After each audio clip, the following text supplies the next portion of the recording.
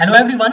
So friends, एक बार फिर से मैं आप सभी के बीच में हूं एक इंपॉर्टेंट अनाउंसमेंट के साथ। और जैसा आप सभी अपनी स्क्रीन पे देख सकते हैं कि आईबीपीएस आरआरबी की जो नोटिफिकेशन है वो फाइनली आउट हो चुकी है। देखिए, काफी एस्पायरेंट्स के माइंड में इस बार डाउट था कोविड 19 पैंडेमिक की वजह से कि क्या एग्जाम कंडक्ट होगा या नहीं, क्या कुछ डिले होगा।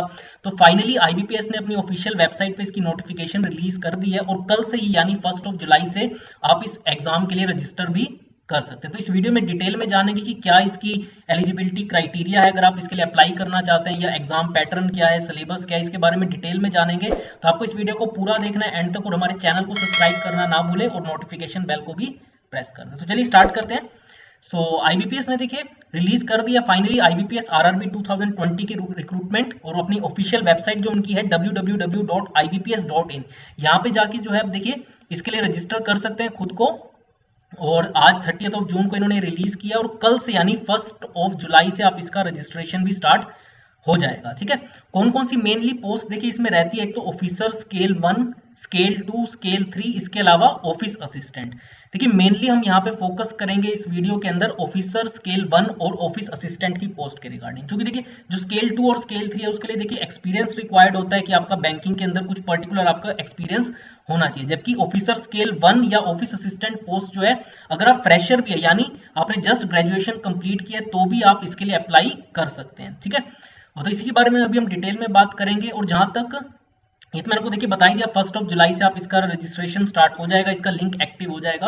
और कितनी वैकेंसीज है ये बहुत इंपॉर्टेंट है। तो देखिए इस बार अगर हम बात करें तो ऑफिस असिस्टेंट की जो टोटल वैकेंसीज है वो 5276 वैकेंसीज है। जबकि अगर हम बात करें ये ऑफिस असिस्टेंट की है, ठीक है। और जहां तक आरआरबी ऑफिसर स्केल 1 की अगर हम बात करें तो 3978 वैकेंसीज है। क्लियर, आप अपनी स्क्रीन पे देख सकते हैं। पर दोबारा बता दूं, ऑफिस असिस्टेंट जो कि देखिए इक्विवेलेंट टू क्लरिकल होती है पोस्ट, उसकी वैकेंसीज है 5276। और ऑफिसर स्केल 1 जो कि इक्विवेलेंट टू पीओ होती है, ठीक है ना, जिस तरीके से बैंक के अंदर असिस्टेंट मैनेजर होता है वैसी आरआरबी रीजनल रूरल बैंक के लिए भी जो पीओ की पोस्ट होती है ऑफिसर स्केल 1 की, उसकी कितनी वैकेंसीज है 3978। देखिए ये ओवरऑल वैकेंसीज है, इसमें सारी की सारी जो हमारी स्टेट्स है, यूनियन टेरिटरीज है वो इंक्लूडेड है। इसका आपको जो ब्रेकअप है स्टेट वाइज जो है वो आपको हमारी वेबसाइट पे भी जब नोटिफिकेशन हम डिटेल डालेंगे वहां पर भी मिल जाएगा कि हर स्टेट के अंदर इसकी कितनी वैकेंसी है। क्योंकि देखिए आप पर्टिकुलर एक स्टेट के लिए जो है वो अप्लाई कर सकते हैं, क्योंकि ऐसा नहीं है कि ये तो ओवरऑल टोटल सारी स्टेट्स को अगर हम मिला दे तो ऑफिस असिस्टेंट की 5276 वैकेंसीज है और स्केल 1 की 3978। बट ये इंडिविजुअल इसका ब्रेकअप होता है स्टेट वाइज, जैसे मैंने आपको बताया। और अगर आप देखिए प्रिपेयर कर रहे हैं किसी भी बैंकिंग एग्जाम की तो देखिए आप जरूर इसके लिए अप्लाई कर सकते हैं, क्योंकि अगर आप एसबीआई पीओ या आईबीपीएस पीओ की भी प्रिपरेशन कर रहे हैं तो इससे आपको एक आइडिया भी लग जाएगा आरआरबी का एग्जाम देने के बाद कि कैसे जो है एग्जाम के अंदर क्वेश्चन पूछे जाते हैं। क्योंकि पैटर्न लगभग सेम होता है, जो टाइप ऑफ क्वेश्चंस अगर मैं बात करूं, पैटर्न तो देखिए फर्क होता है लेकिन जो टाइप ऑफ क्वेश्चंस होते हैं वो लगभग सेम ही होते हैं। तो इससे आपको एक आइडिया भी लग जाएगा, तो जरूर आप इसके लिए अप्लाई करें। और अभी देखिए हम इस वीडियो में डिस्कस करेंगे इसका एलिजिबिलिटी क्राइटेरिया कि आप एलिजिबल है कि नहीं, एग्जाम डेट्स क्या रहने वाली हैं इसकी, एग्जाम का पैटर्न, फीस, इन सब चीजों को हम डिस्कस करेंगे वीडियो को। तो पूरा आपको जरूर देखना है इस वीडियो को। तो सबसे पहले हम बात कर लेते हैं इंपॉर्टेंट डेट्स जो देखिए आपको बिल्कुल ध्यान में रखनी है। उसमें देखिए सबसे पहला है कि ऑनलाइन इसका रजिस्ट्रेशन कब से स्टार्ट हो रहा है, यानी कल से, जो मैंने आपको बताया जुलाई 1 से और जुलाई 21 तक आप इस ऑफिसर स्केल 1 असिस्टेंट या स्केल 2 स्केल 3 के लिए जो है वो अप्लाई कर सकते हैं। ठीक है, तो कल से यानी जुलाई 1 से जुलाई 21 तक आप इसके लिए अप्लाई कर सकते हैं। बट मेरी यही आपसे रिकमेंडेशन रहेगी कि आप लास्ट डेट का वेट ना करें, क्योंकि कई बार जो है वेबसाइट हैंग कर जाती है आखिरी दिनों में। तो जितनी जल्दी हो सके कल या परसों तक ही इसके लिए रजिस्टर कर लें। ठीक है, तो अगर हम बात करें इसका जो प्री का एग्जाम है, देखिए मैं सिर्फ बात करूंगा स्केल 1 और ऑफिस असिस्टेंट की। तो जो देखिए अभी टेंटेटिव डेट बताई गई है स्केल 1 और ऑफिस असिस्टेंट के प्री एग्जाम के लिए, तो वो है सितंबर या अक्टूबर का मंथ 2020। देखिए क्यों, देखिए पहले क्या होता था, इससे पहले तक की नोटिफिकेशंस में आपको एग्जैक्ट डेट्स तक भी बताई जाती थी कि किस किस डेट को एग्जाम होगा। बट इस बार क्यों एग्जैक्ट डेट्स नहीं बताई गई। आप सभी जानते हैं कि कोविड 19 पैंडेमिक की वजह से अभी नहीं पता कि देखिए आगे क्या होने वाला है। बट स्टिल जो है हम उम्मीद करते हैं कि देखिए आगे ये एग्जाम्स होंगे कंडक्ट, चाहे वो देखिए सोशल डिस्टेंसिंग को ध्यान में रखे हो। जैसे मैंने आपको एक बार पहले भी एक वीडियो में बताया था कि जो एसएससी का एग्जाम है सीएचएसएल का, वो भी देखिए अगस्त मंथ में अभी तक जो रिवाइज कैलेंडर है उसके अकॉर्डिंग कंडक्ट होगा। तो अगर हम इसके अकॉर्डिंग चले तो मान सकते हैं कि सितंबर अक्टूबर मंथ में जो है ये एग्जाम भी कंडक्ट होगा। ये चीज है कि जो हम सोशल डिस्टेंसिंग है, हो सकता है कि जो है कि जो पहले हमारे एक स्टूडेंट और दूसरे स्टूडेंट के बीच में जो जगह होती है वो शायद बढ़ जाएगी, ठीक है, शायद एक बीच में कंप्यूटर वैकेंट रहे, तो ये चीजें देखिए हो सकती है, देखने को मिले काफी अलग तरीके से एग्जाम हो, बट उम्मीद है कि एग्जाम होगा। इसके अलावा देखिए अगर हम बात करें मेंस एग्जाम की, तो उसकी भी टेंटेटिव डेट जो है वो अक्टूबर या नवंबर मंथ की है। एग्जैक्ट डेट्स इसकी भी नहीं बताई गई क्योंकि जैसे मैंने आपको बताया, बट ये उम्मीद हम कर सकते हैं कि जरूर एग्जाम होगा। और फाइनल रिजल्ट की बात करें तो उसमें देखिए कोई चेंज नहीं है, पहले भी देखिए ज्यादातर ही नए साल यानी 1 जनवरी को इसका रिजल्ट आता है, तो अभी तक भी देखिए जो इसकी टेंटेटिव डेट रखी गई है इसके रिजल्ट की वो जनवरी का ही मंथ रखा गया 2021। और एक बार दोबारा जैसे मैं आपको बता रहा था, आप देख सकते हैं वैकेंसीज आपकी स्क्रीन पे, तो आईबीपीएस आरआरबी 2020 के लिए जो ऑफिस असिस्टेंट की पोस्ट है वो है 5276 और ऑफिसर ग्रेड 1 की जो है वो 3978 है, ठीक है। तो अगर आप की ग्रेजुएशन पूरी हो चुकी है तो आप जरूर, या फाइनल ईयर में भी अगर देखिए आप हैं, क्योंकि अब तो देखिए फाइनल ईयर का आई होप सब आपके बहुत सारे स्टूडेंट्स के जो है एग्जाम कैंसिल भी हो गए होंगे और आपके जो पुराने ही अब तक के असेसमेंट्स रहे उन्हीं के बेसिस पे हो सकता है आपका रिजल्ट भी आए, तो आप तो भी अप्लाई कर सकते हैं। तो लेकिन आपको कुछ डेट्स का ध्यान रखना है जैसे आपने यहाँ पे देखा ही। और अब नेक्स्ट बात कर लेते हैं, इसी में देखिए एलिजिबिलिटी क्राइटेरिया में ऑफिस असिस्टेंट के लिए आपकी एज क्या होनी चाहिए। देखिए बहुत इंपॉर्टेंट चीज है आपको जिसका ध्यान रखना है, एक तो 18 टू 28 ईयर्स के बीच में आपकी एज होनी चाहिए, या आप इस चीज को ध्यान रख लें कि जो आपका बर्थ है, या तो देखिए आप ये जो 2 जुलाई 1992 है उसके पहले नहीं होना चाहिए और 1 जुलाई 2002 के बाद नहीं होना चाहिए। तो ये डेट्स का आपको ध्यान रखना है, दोनों डेट्स इंक्लूसिव है, इसका मतलब यानी अगर आपका 1 जुलाई को भी बर्थ हुआ है तो भी आप इसके अंदर अप्लाई कर सकते हैं, और 2 जुलाई अगर 1992 को भी हुआ है तो भी आप इसके लिए एलिजिबल है। बट अगर आप 2 जुलाई 1992 से पहले के अगर आप बर्थ है आपका, या 1 जुलाई 2002 के बाद का अगर आपका बर्थ है तो आप इसके लिए एलिजिबल नहीं है। वैसे देखिए स्केल 1 के लिए जो एज है वो 18 टू 30 ईयर्स रखी गई है, और ये देखिए हर साल ये एज इतनी रखी जाती है, ऑफिस असिस्टेंट के लिए 18 टू 28 और स्केल 1 के लिए 18 टू 30। अगेन इसके लिए भी देखिए अगर आप जो है 3 जुलाई 1990 से अगर आपका बर्थ पहले हुआ है तो आप इसके लिए एलिजिबल नहीं है, या अगर आप 30 जो है जून 2002 के बाद अगर आपका बर्थ हुआ है तो भी आप इसके लिए एलिजिबल नहीं है। बट ये जो दोनों डेट्स है ये इंक्लूसिव है, ठीक है, अगर आपका इन दोनों डेट्स पर भी बर्थ रहे तो भी आप इसके लिए अप्लाई कर सकते हैं। तो मैं अगेन बता दूं, 3 जुलाई 1990 से अगर आपका पहले की बर्थ है या 30 जून 2002 के बाद की बर्थ है तो आप इसके लिए एलिजिबल नहीं है। जबकि अलावा देखिए इसका आपको ये पता होना चाहिए कि एज का इसमें रिलैक्सेशन भी मिलता है, अगर आप ओबीसी कैटेगरी से है तो आपको +3 इयर्स का मिल जाएगा, और अगर आप SC ST से है तो आपको 5 साल का रिलैक्सेशन मिल जाएगा। इसके अलावा भी देखिए कुछ रिलैक्सेशन होते हैं जो एक्स सर्विस मैन वगैरह को भी मिलते हैं।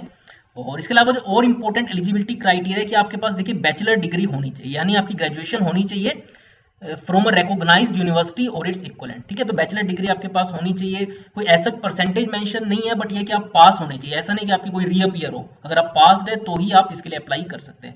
इसके अलावा देखिए आप जिस भी स्टेट से अप्लाई कर रहे हैं, क्योंकि मैंने आपको बताया कि जो वैकेंसीज है ये ओवरऑल सभी स्टेट्स को मिला के है, इसका वैसे एक्चुअल में ब्रेकअप स्टेट वाइज होता है, तो आप जिस भी स्टेट के लिए अप्लाई कर रहे हैं तो वहां की आपको लोकल लैंग्वेज आनी चाहिए, ठीक है, as prescribed by the participating RRBs.